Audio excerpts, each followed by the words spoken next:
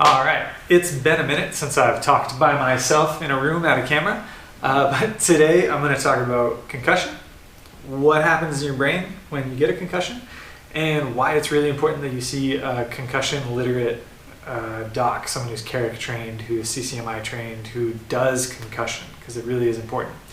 So I was a hockey player, so I'm going to use a hockey analogy. So I'm skating, I'm looking the wrong way, I go to turn up the boards and make a pass or something, and boom, I'm clobbered. And I get up and I'm dazed for a second, and I'm like, oof, I gotta blink a couple times.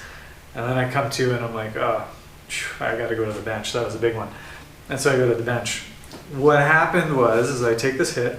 What we used to think was this coup, counter coup. So it was like, cuckoo, cuckoo, counter coup. So the brain would kind of slosh forward, hit the front of the skull, slosh back, hit the back of the skull, all inside my head, and we thought the brain was kind of bruising itself. And really what we're learning now is it's more of an acceleration, deceleration. So whether I'm hitting the head or I'm hitting the torso and my head kind of sloshes around, the different densities of white and gray matter kind of move at different speeds, and we stretch and kind of shear those neurons so that electrolytes and all the things that help neurons fire kind of move all over the place, where they're not supposed to go, where they want to go, but where they're not supposed to be.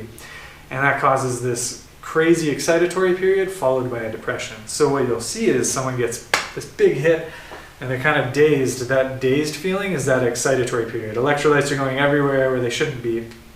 I kind of come to, I get to the bench, and then the headaches come and the blurred vision and the symptoms of concussion kind of happen because all those electrolytes are everywhere and my brain's trying to get them back to where they should go. And I just had some damage and I'm trying to heal it. And so that what happens is we get this concussion and we get this huge excitatory burst that requires a lot of energy to kind of restore. But at the same time, we have this decreased blood flow and we have a decreased ability to meet the energy demands, right? So energy demands just went up here, but our ability to meet them went down here. And that's when we get all the concussion symptoms, right? And so what we'll see is, like, let's say I took that hit on a Friday, I might start to feel normal by Monday or Tuesday or Wednesday or even, like a week from Friday to Friday. I might feel better within that week.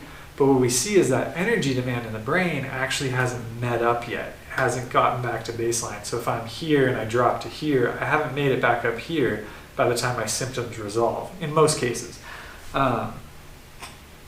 So I'm going to flip a picture up here so you can see what I'm talking about. So you take a hit and energy is normal. After that hit, you're trying to restore balance in the brain. You just shook and stretched the brain and you're trying to restore energy balance.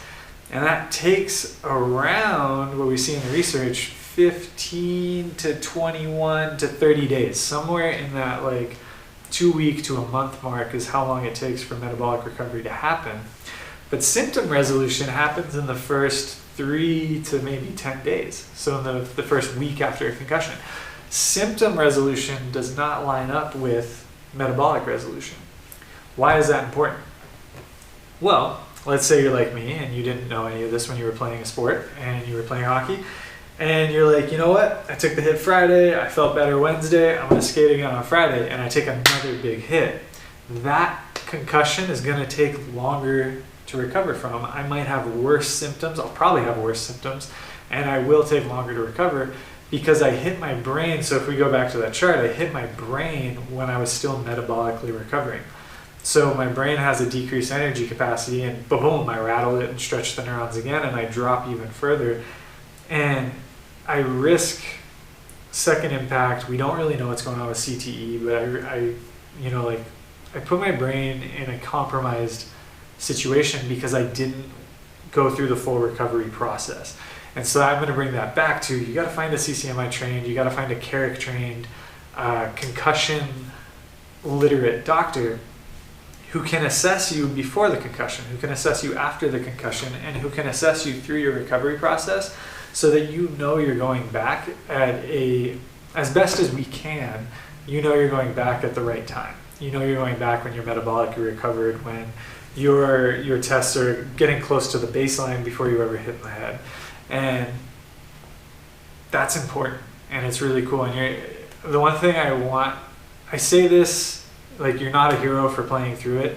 And I kind of say that to me, my younger version of me, you're not a hero for playing through a headache. You're not a hero for playing through concussion symptoms. It doesn't make you stronger. It actually kind of wears you down in the long run beyond sport. Like in your sport, your performance is going to decline, but when the sport ends, whether you go pro or not, sports will end. And you don't want a compromised brain. You want a happy, healthy, functioning brain. And that can happen throughout your sports career if you recover properly and if you find a doc who can help you do so. Thank you for attending my TED Talk. I don't know how they always turn into rants. I'm sorry, but I'm not sorry, because I think the information is useful. So thank you for listening. If you have any questions, feel free to DM me. I'm out.